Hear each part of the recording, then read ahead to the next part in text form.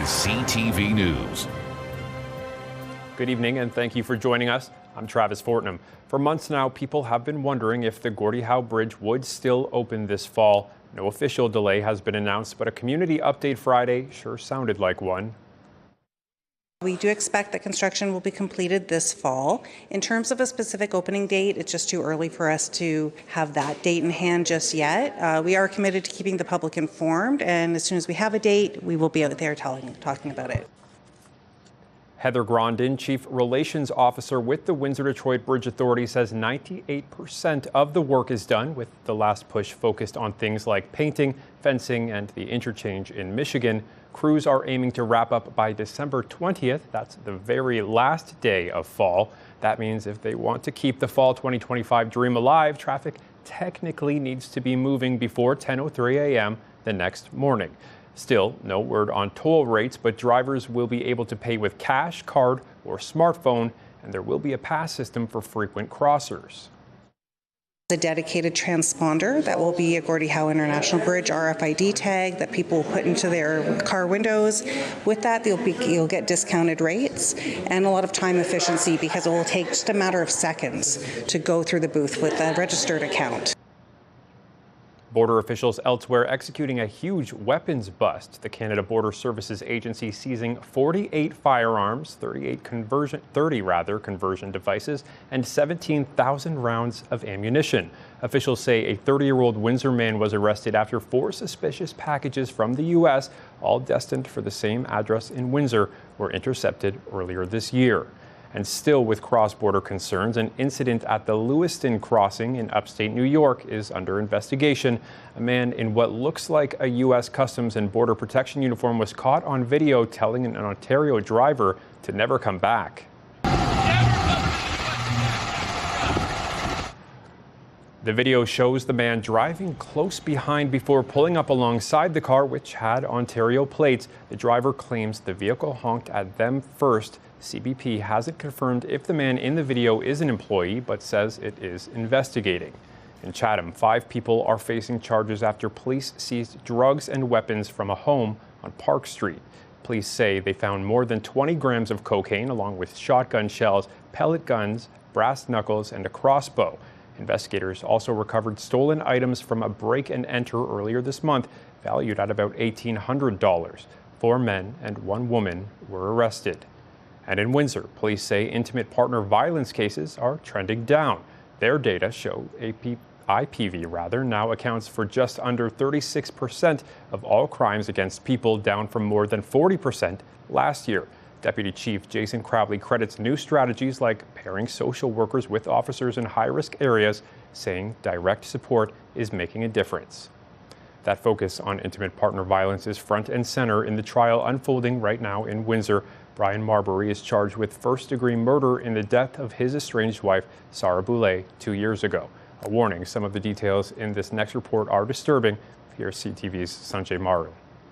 The most gruesome testimony of the day came from a Windsor police constable who was part of the search and rescue team tasked with finding the body of Sarah Boulay on June 6th, 3 weeks after she had been last seen at a Windsor motel. He says it was just before 11:20 a.m. when human remains were discovered in a wooded area near the Bestway Motel. The officer telling jurors he immediately noticed a distinct smell, describing it as the unmistakable odor of a decaying body, the remains appearing to be in a shallow grave, with brown hair exposed, dark flesh visible, and the body curled in a fetal position. Only part of a knee or hip could be seen through the dirt before the team backed out to avoid disturbing any evidence. The jury was also told Boulay's body was in such poor condition that investigators could not take a usable DNA sample, so instead they used the DNA of her mother for comparison. One of the items tested was a towel from the Hampton Inn Hotel, about a 1-minute drive from the Bestway Motel. That towel contained a bloodstain, which a forensic expert told the jury was 41 times more likely to have come from Boulay than from anyone else. The jury also heard about a water bottle recovered near the scene. Analysis showed DNA on that bottle was 13,000 times more likely to be Boulay's than anyone else's. Finally, the court heard how Brian Marbury was arrested at the Windsor-Detroit Tunnel on June 5th. A border officer testifying he spotted Marbury in a blue Ford F-150 with his mother in the driver's seat. Street. The truck was stopped before reaching the booth entering Canada. The officer called out Marbury's name, which he confirmed right away.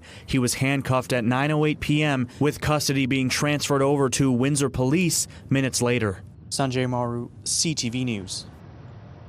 The province is putting up $500,000 to help a LaSalle company expand. CTV's Bob Chico has more. Demand actually, drove this investment. John Coulthard is president and second-generation owner of Metal Tanks by ProPower. The company is nearing completion of a $5.7 million expansion of their facility on Howard Business Parkway in LaSalle.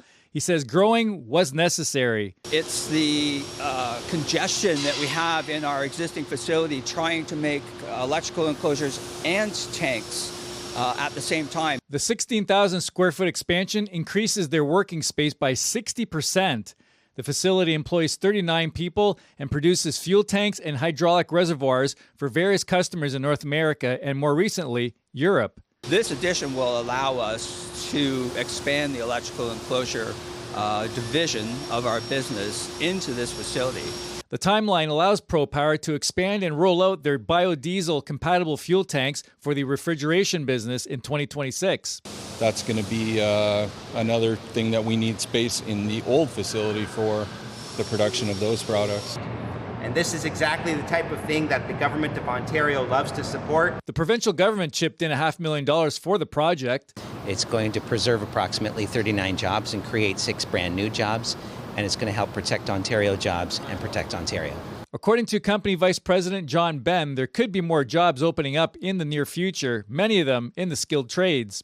There's more manufacturing being done than there was maybe a few years ago, and there's always that demand. Here at ProPower Manufacturing, they have about 15 to 20 welders on staff at any given time. Sometimes it's more, sometimes it's less, but that stresses the importance of the skilled trades in Ontario. We have the talent here. We're going to keep the talent here. Bob Chico, CTV News. A short-lived experiment in bargain groceries is already coming to an end in Windsor. Loblaw says it's shutting down its no-name store at Windsor Crossing on October 25th, just over a year after it opened. The company admits the ultra-discount format never built the customer base it needed to last, but shoppers won't be left without options. A new No Frills is set to open nearby just 5 days later on October 30th. Tomorrow is the National Day for Truth and Reconciliation, and the City of Windsor has several events planned. CTV's Chris Campbell has the details.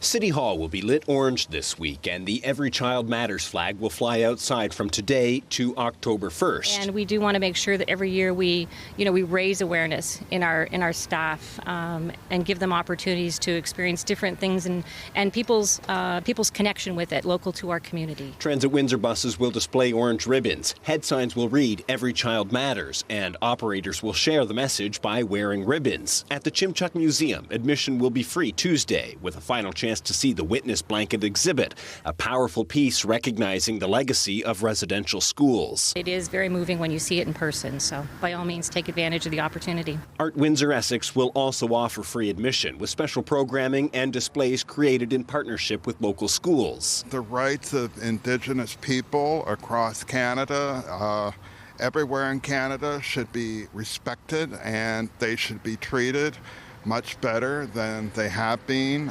certainly with the residential school scandal. Since 1831, more than 150,000 children were taken from their families and put into government-funded and church-run schools. The intent to separate the children from their families and cultures. Many never returned home. It's something that we cannot, forget.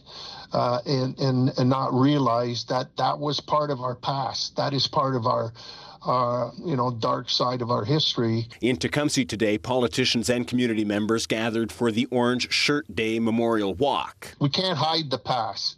We can try to circumvent it, but you can't hide the past. And it's an opportunity for us to reconcile with the past and let the truth be told. The Ojibwe Nature Center will host a community walk and gathering Tuesday morning, complete with drumming and a community breakfast. And while Windsor Public Library branches will be closed tomorrow, Indigenous-focused activities will be offered throughout the month of September. Chris Campbell, CTV News. Pelee Island's mayor is calling on the province to speed up plans for a new ferry. Mayor Kathy Miller says the township has been pushing for a replacement for more than 3 years. Ontario's Transportation Ministry telling CTV News tonight it recognizes those concerned and is committed to long-term solutions for the island's ferry service. To a devastating fire in LaSalle over the weekend, crews were called to Terabella Drive 2 nights ago, where flames tore through a nearly finished $1.8 million home. Fire Chief Ed Thiessen told AM 800 News that the house wasn't yet occupied and is now destroyed.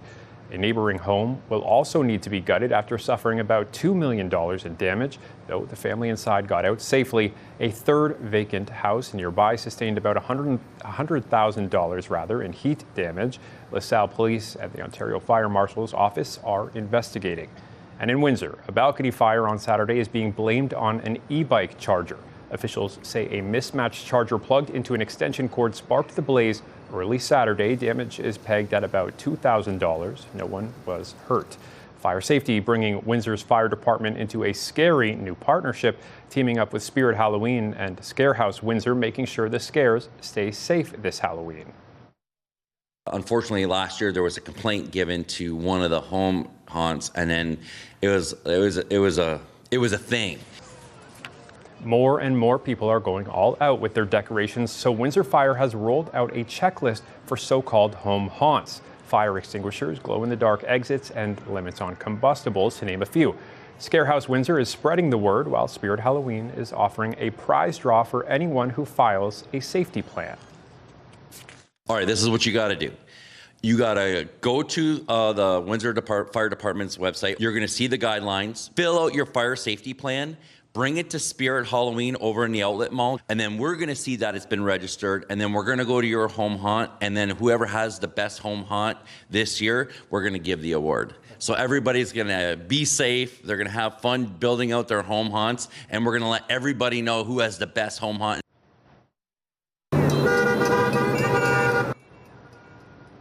Dozens lined Tecumseh and Olette Saturday, part of a province-wide day of action against what organizers call healthcare privatization. The Windsor-Essex Health Coalition says Ontario's Your Health Act has opened the door to more private clinics, threatening hospital funding. Doug Ford promised us that we would not be paying for health care with our credit card but our OHIP card. Yet we have 50 patients who have stepped forward with all of their receipts and their proof of service, asking the Ontario Health Insurance Plan to refund them for the amounts that they have to pay. The weekend also saw 4 Windsor police officers joining counterparts from across the province, finishing an 800-kilometre bike ride from the Ontario Police College in Aylmer to Parliament Hill in Ottawa. The ride wrapped up Sunday at the Canadian Police and Peace Officers Memorial, where law enforcement from across the country paid tribute to those killed in the line of duty. CTV meteorologist Gary Archibald has your full weather details coming up in 2 minutes' time.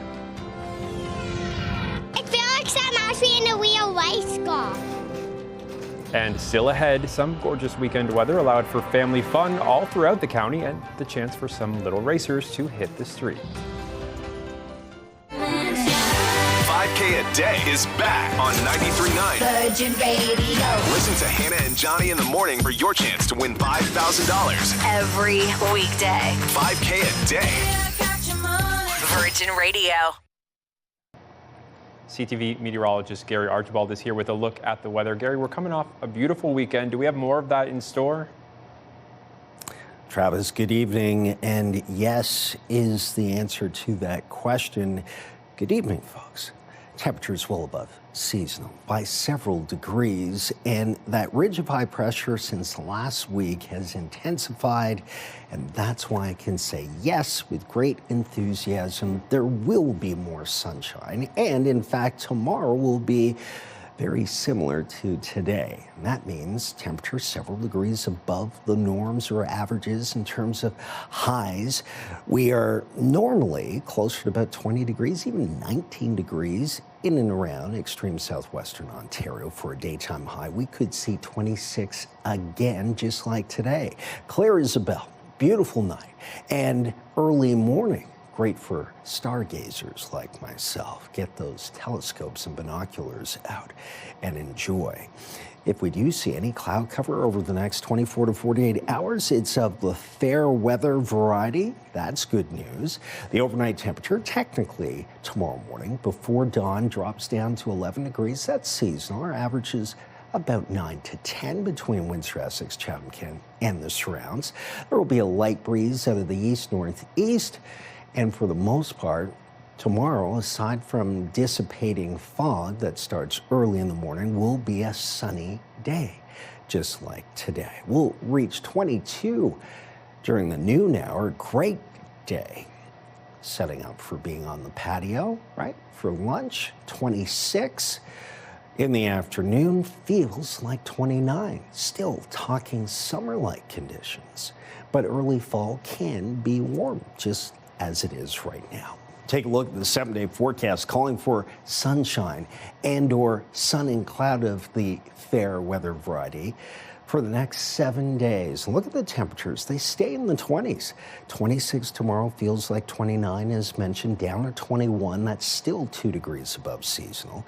And then 23, 27, 29, 27, 26. We are looking at a bit of a surge after Tuesday into Wednesday's cool down. It's going to be lovely. UV index will be in the high category, so as always, you know me, want to make sure everyone's protected and taken care of. Use that sunblock. Just use it and enjoy yourself outdoors. That's a look at your weather. Thank you, Gary. And you would have needed that sunblock if you went to the Ruthven Apple Festival this weekend. Great weather and plenty to smile about. I haven't stopped smiling, honestly, coming in the morning and seeing the sunrise, seeing all the vendors coming in, smiling and waving, and of course seeing all the families come through the entrance. It's just really heartwarming, and we are forever grateful for the support we receive from the community, our vendors, and so many volunteers that help us make this weekend a possibility. This was the event's 46th year at Colasante's Tropical Gardens. More than 100 local vendors helping draw crowds, all to raise money for community living Essex County. All proceeds from the festival go towards community living Essex County.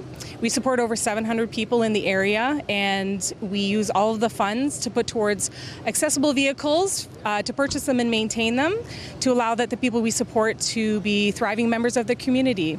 It gets them to volunteer, it gets them to medical appointments, and it just allows them to thrive in the community.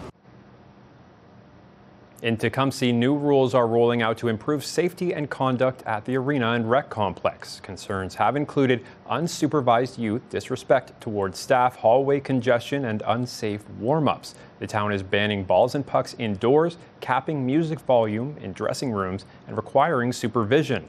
Panic buttons have been installed for staff, and police will be called if issues escalate, especially around alcohol. And an update on the broken glass at the WFCU Center. It's been repaired since it shattered during the Spitz home opener, but that was reportedly the first time since the arena opened in 2008 glass broke like that. You'll recall the video of it falling all over the head coach of the London Knights. Some delicate restoration work is underway at Willisted Park. Crews beginning to carefully disassemble and rebuild 50 limestone pillars along the park's perimeter fence.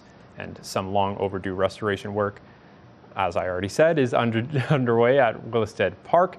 The city's putting in $500,000 to get it done, using original material where they can to keep its historic character. Work is expected to stretch through the fall with a finish line in spring 2026. The latest round of Trump tariffs kicks in this week, hitting pharmaceuticals, kitchen cabinets, and heavy trucks. Another blow to an already struggling auto industry. CTV's Colton Prale shows how this sector is pushing back against claims they're a national security threat.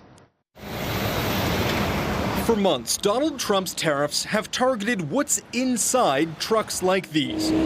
But soon, it'll be the trucks themselves facing tariffs. The U.S. president says beginning Wednesday, medium and heavy-duty trucks will face 25% tariffs. But the White House has yet to specify what's impacted. I don't know how it's going to affect our existing customers because we still have a couple trucks that deliver. and I'm not sure how those tariffs are going to affect it. The federal government says Canada exports over $3 billion of medium and heavy-duty trucks to the United States. And what exactly is tariffed could change where the impacts are felt. Trucks could be fire trucks, could be buses. And so we'll get a sense of whether this affects Ontario or Manitoba and Ontario, or Manitoba, Ontario, and Quebec. Edison Motors is a new truck manufacturer in British Columbia, which focuses on electric trucks. They say American interest has been high, even selling to the U.S. government. But the proposed new tariffs mean now they're looking elsewhere for buyers. I would rather focus on the Canadian, Australia market. Until the U.S. has a little bit more stable government, I'm going to be a Canadian manufacturer. Trump's new tariffs, like those on autos, steel, and aluminum, use national security legislation as their justification. Trade lawyers say that makes them harder to fight against. Really what this all means is this is something we're probably going to have to negotiate with the Trump administration. The federal government recently announced $6 billion in support funds for businesses impacted by tariffs. Asked if it will be extended to companies hit by Trump's new tariffs, officials were unavailable to comment. Colton Prail, CTV News, Ottawa.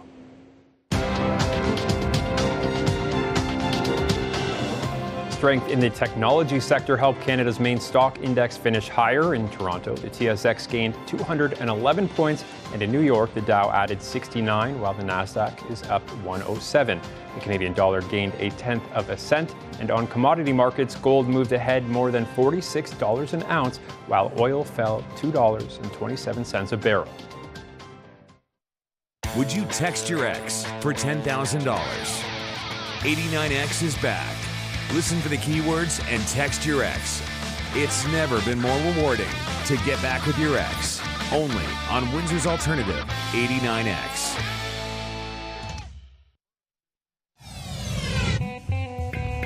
CTV News Windsor has launched a newsletter helping you start your day with the latest local news. By signing up, you'll get direct local content straight from CTV Windsor to your inbox, including top stories, the forecast, and videos. You can sign up at ctvnewswindsor.ca.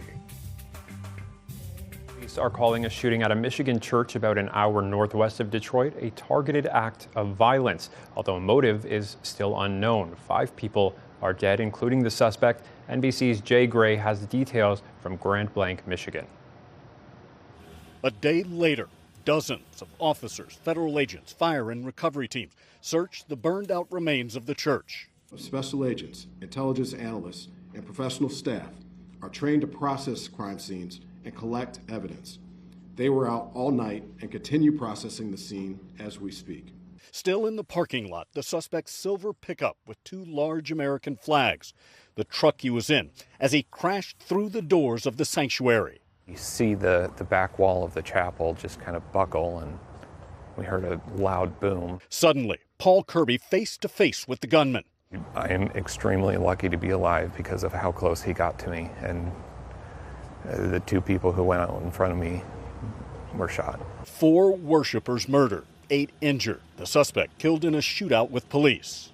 Investigators collecting evidence here at the scene and at the suspect's home, already conducting more than 100 interviews, but apparently no closer to a motive, though the Grand Blanc police chief says he has identified one factor in the attack. Evil.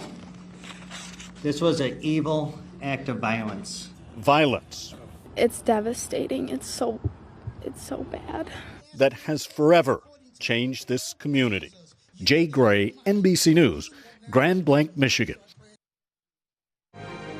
Discussion here at Windsor City Hall. Windsor's top stories. A major project is about to get underway. Breaking news alerts. Severe weather is a possibility. And watch live. Good evening, and thank you for joining us. Download the CTV News app.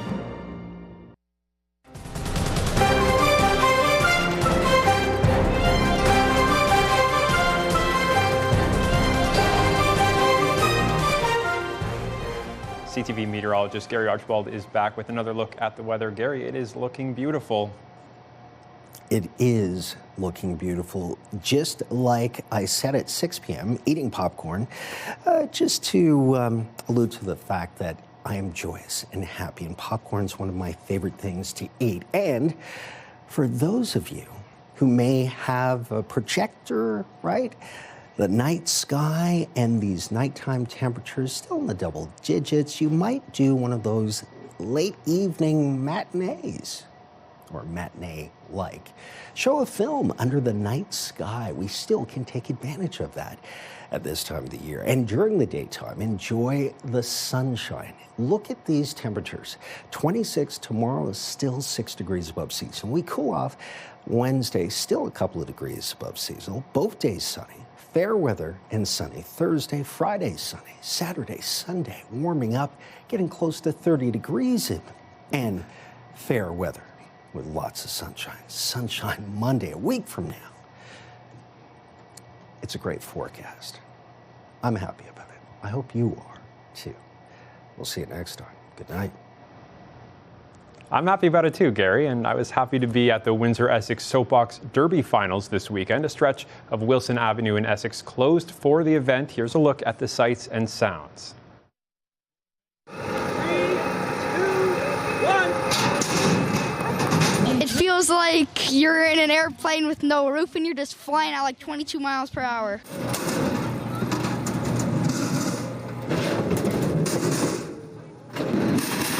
What I'm doing is Soapbox Derby racing, and there are 24 other people that are doing it. This is our 4-race series, our final event of the season, and this is our Essex Soapbox Derby and Family Picnic. So parents and kids, they either buy a kit car or they build their own in the garage, so we have a great mix of everything here today, and then they come out and they compete. In a real race car. It's like it's basically you're going down a big ramp and trying to get the A-class first place trophy. It actually is very competitive. We've had 3 ties this year so far at 2 of our different events, and 2 of them are brothers. So it's been a family feud, if you could say. Good job. I would tell all my friends to just come out, play, drive. That was such a fun event, and as Gary forecast, the weather was perfect. Those things were flying, going up to 25 kilometers an hour. But that's our time for tonight. For local news at any time, visit ctvnewswindsor.ca. Thanks for spending part of your evening with us. Good night.